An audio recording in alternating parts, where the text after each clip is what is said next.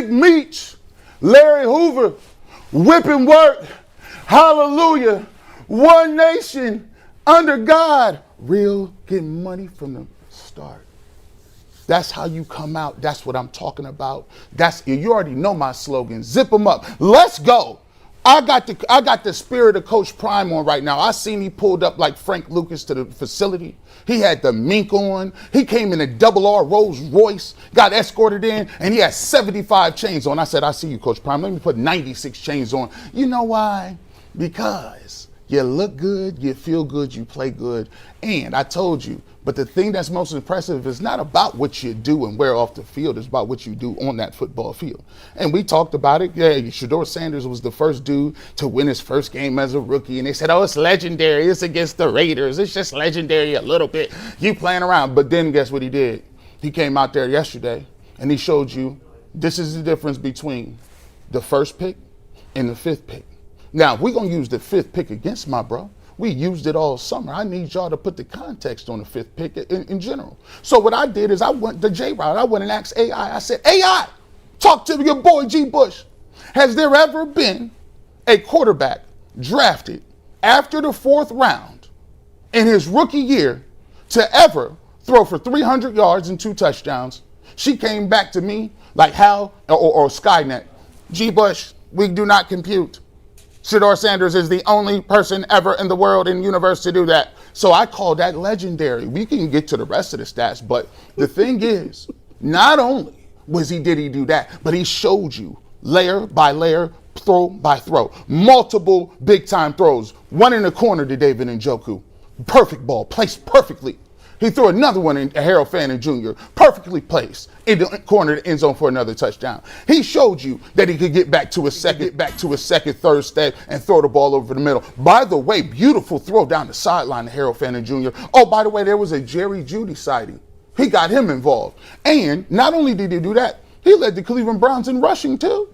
I mean, the guy got beat up. He got hit time after time. He got up. He continued to fight. He had a bad interception. And the most impressive thing about Shedeur Sanders, had a bad interception. He was trying to make a play. He put the ball up and it hurt.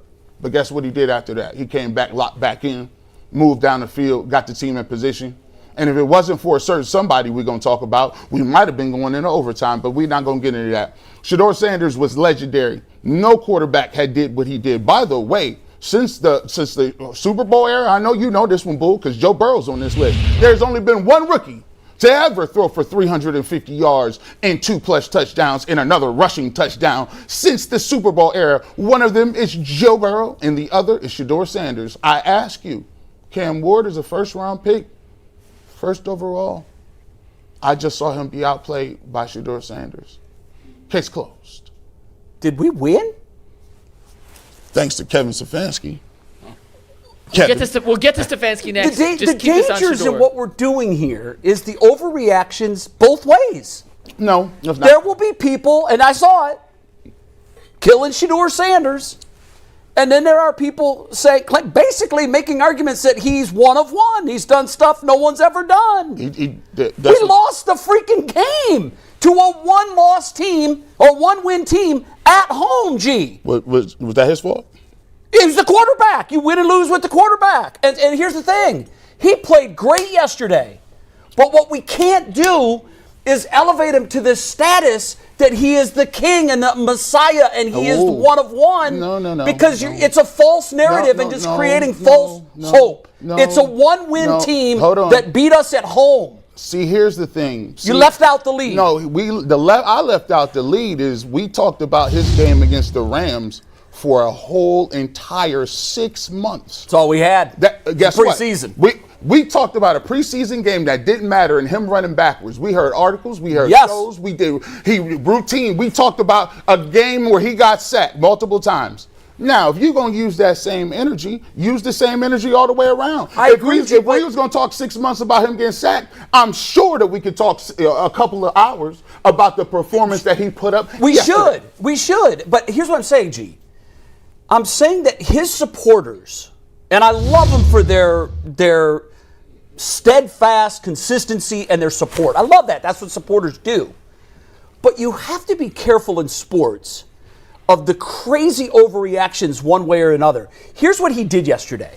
Bald. He took major steps towards becoming a starting quarterback in the NFL. Major steps. He proved a lot of his doubters wrong by making plays that NFL quarterbacks have to make. They have to make those plays. He made them. Did he make some mistakes? Yes, he's a rookie. He's young. He's supposed to. But to say that, and statistically you're right. You know what stats are. You can peel that onion a million ways. You can find things that, here's another stat. Out of 48 quarterbacks, he's 47th in completion percentage. So again, that would be an overreaction to him being a horrible quarterback. That's not fitting of the quarterback he is. But it's a stat. It doesn't lie. You can't argue with it. Nobody in Brown's history did what he did. You're absolutely right. In fact, you're right to say that, the 300 yards and all of that. You're right. Those are stats that he achieved. You cannot take them away from him. But my fear is, I had a deep conversation yesterday via text with another one of his ardent supporters, and he sees this becoming an issue as well. And here's what it is.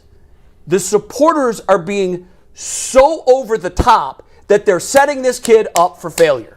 It's not Kevin Stefanski. When you hold him up as he's doing stuff that's never been done in the league. That's what the statistics say. He better do it against the Bills. But here's the thing. He better do it against the Steelers. He better do it against the Bengals. If this was Dylan Gabriel, you would be sitting up on this table talking about how great he was. They gave Dylan Gabriel Skynet. We would also be saying he did it against a one-win team at home. But by the way, no other team that played the Titans, who threw for 300 against the Titans besides I don't him? know. I don't watch them. None. Zero. You don't have to look. I don't even care. Matt Stafford, no. Okay, I'm just saying. Here's what I know. They're a one-win team. So I get it. I give you and Shedeur his flowers. No. Hold on. No. See, this is what we're getting at.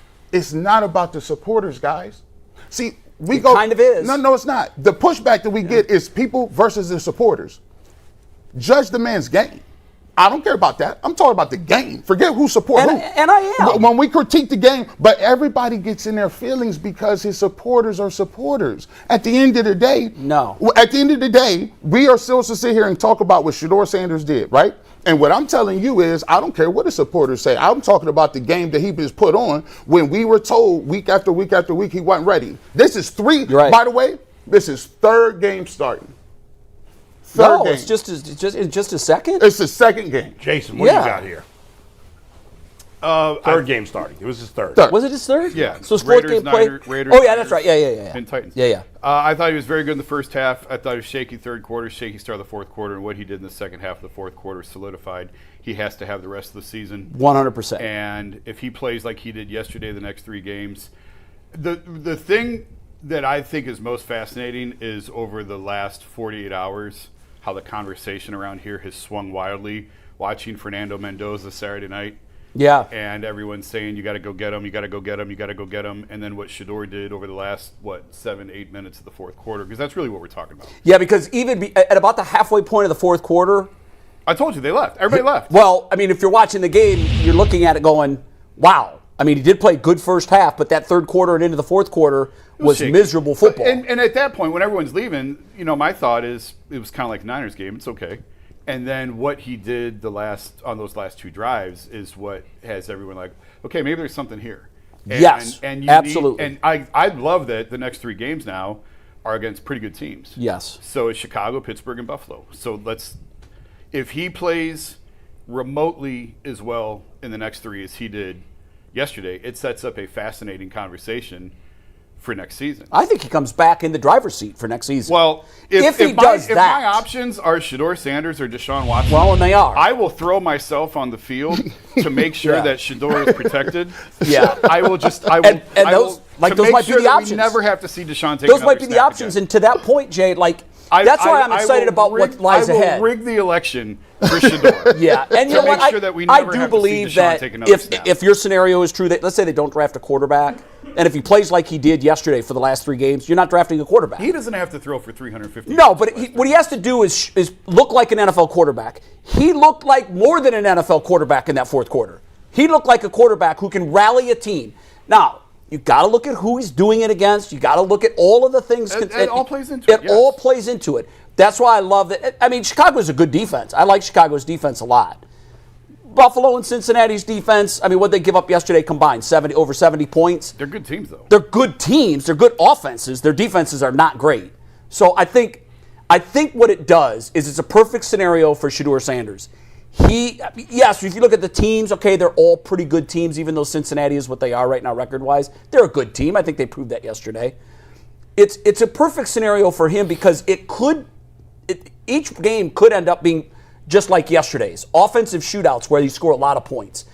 He can't be judged for what the defense yesterday was absolutely atrocious. Nasty work. The defense was trying to get sacks, and Tennessee said, yeah, we're going to run the ball. And we did not adjust. And I was really surprised and even disappointed that we did not adjust. We'll get to that. Yeah. But I agree with you. If it comes down to Shedeur and Deshaun Watson for next season, oh my God. Yeah. That's easy. That's not a That's discussion. easy.